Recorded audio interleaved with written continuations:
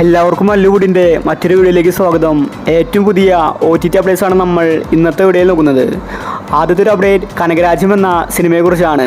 മുരളി ഗോപി ഇന്ദ്രൻസാണ് സിനിമയിൽ അഭിനയിച്ചിരിക്കുന്നത്. സിനിമ തിയേറ്ററുകളിൽ ഫ്ലോപ്പായിരുന്നു. ഇപ്പോഴിതാ ഈ സിനിമയുടെ OTT അവകാശം ആമസോൺ പ്രൈം വാങ്ങിച്ചിരിക്കുകയാണ്. കനകരാജ്യം എന്ന സിനിമ അടുത്ത വീക്കിലായിരിക്കും OTT റിലീസ്. അടുത്തൊരു അപ്ഡേറ്റ് അയാം കാതലൻ എന്ന സിനിമയെക്കുറിച്ചാണ്. പ്രേമലു എന്ന സിനിമയ്ക്ക് ശേഷം നസ്ലിൻ്റെ അടുത്ത സിനിമയാണ് അയാം കാതലൻ. സിനിമ തിയേറ്ററുകളിൽ മിക്സഡ് അഭിപ്രായമായിരുന്നു. വലിയ വിജയം സിനിമയ്ക്ക് നേടിയെടുക്കാൻ സാധിച്ചില്ല. ഒരു ഹാക്കറുടെ കഥയാണ് സിനിമ പറഞ്ഞു പോയത്. ഇപ്പോഴത്തെ അയാം കാതലൻ എന്ന സിനിമയുടെ OTT അവകാശം ആമസോൺ പ്രൈം വാങ്ങിച്ചിരിക്കുകയാണ്.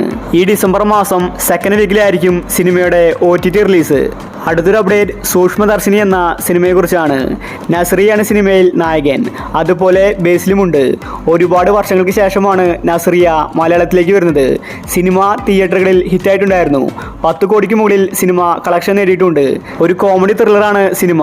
അതുകൊണ്ട് തന്നെ ആരാധകർ സിനിമ ഏറ്റെടുത്തു. ഇപ്പോഴിതാ സൂക്ഷ്മദർശിനി എന്ന സിനിമയുടെ OTT അവകാശം ഹോട്ട്സ്റ്റാറാണ് വാങ്ങിച്ചിരിക്കുന്നത്.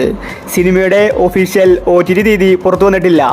എങ്കിലും ഡിസംബർ 3rd വീക്കിൽ സൂക്ഷ്മദർശിനി എന്ന സിനിമ ഹോട്ട്സ്റ്റാറിൽ റിലീസ് ഉണ്ടായിരിക്കുമെന്നാണ് അറിയാൻ സാധിക്കുന്നത്. അടുത്തൊരു അപ്ഡേറ്റ് ആനന്ദ് ശ്രീബാല എന്ന സിനിമയെക്കുറിച്ചാണ്. ഇതൊരു റിയൽ സ്റ്റോറി ആയിരുന്നു. സിനിമ തിയേറ്ററുകളിൽ ഫ്ലോപ്പായിരുന്നു. ഇപ്പോഴിതാ ഈ സിനിമയുടെ OTT അവകാശം ഹോട്ട്സ്റ്റാറാണ് വാങ്ങിച്ചിരിക്കുന്നത്. സിനിമയിൽ ഒരുപാട് താരങ്ങളുണ്ട്. അപർണ ദാസ്, അർജുൻ അശോകൻ, സിദ്ദിഖ്, ധ്യാൻ ശ്രീനിവാസൻ തുടങ്ങി ഒരുപാട് പേര് അഭിനയിച്ചിട്ടുണ്ട്.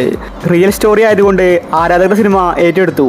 ഈ സിനിമയുടെ OTT റിലീസ് ഡിസംബർ 3rd വീക്കിലായിരിക്കും. ക്രിസ്മസിനോടനുബന്ധിച്ചായിരിക്കും സിനിമയുടെ റിലീസ്. അപ്പോൾ ഇനി നിങ്ങൾ കാത്തിരിക്കുന്ന OTT മൂവി ഏതാണ്? അഭിപ്രായം താഴെ കമന്റ് ചെയ്യുക. ഇതുപോലത്തെ OTT അപ്ഡേറ്റ്സിന് വേണ്ടി ഈ ചാനൽ മറക്കാതെ സബ്സ്ക്രൈബ് ചെയ്യൂ.